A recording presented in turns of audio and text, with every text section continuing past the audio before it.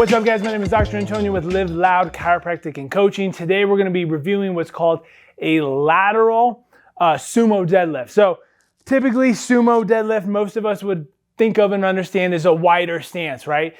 I love the sumo deadlift for rehab purposes, for loading, but more importantly, when you're working on hinging and making sure that we're being able to load that backside, the sumo stance just makes it a lot easier because I don't have to worry about getting around my legs. But if I want to work on single leg power, or if I need to be a little bit more specific to one side to try to isolate, sometimes just doing too much single leg stuff there's too much isolation and things get aggravated. Whereas if I bring it to the side and I combine these motions, I'm adding more parts and more joints and more muscles to the motion to equalize and distribute the load that you have, but also just to teach the body on how all this stuff should work together. So in this setting, this would be very similar to how I would spring off to the side if I'm playing tennis, if I'm playing any sort of sport where I need to change directions. I need to be able to load to the side and then be able to come off of that.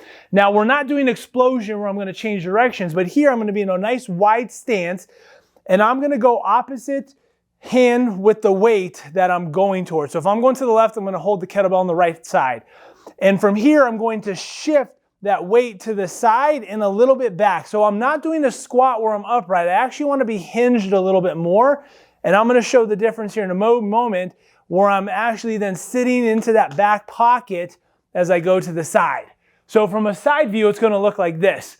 This would be too vertical or too much of a squat. What I'm referring to for this particular motion is to get my butt to go back into the side a little bit more.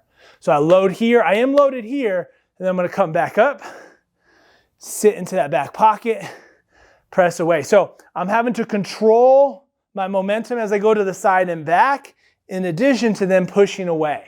So this is, again, the lateral sumo deadlift, which is isolated to one side to help us understand how to eccentrically load force, but then also create that force out. You can load this heavy. You can take this pretty heavy to do some of the accessory work or some of that single leg work that you might need to work on and load that up heavy. You could do it in a lot of different ways too, where I could be, doing more of kind of like a good morning with weight on my back or hugging something. The key though is we're doing a hinge, not a squat.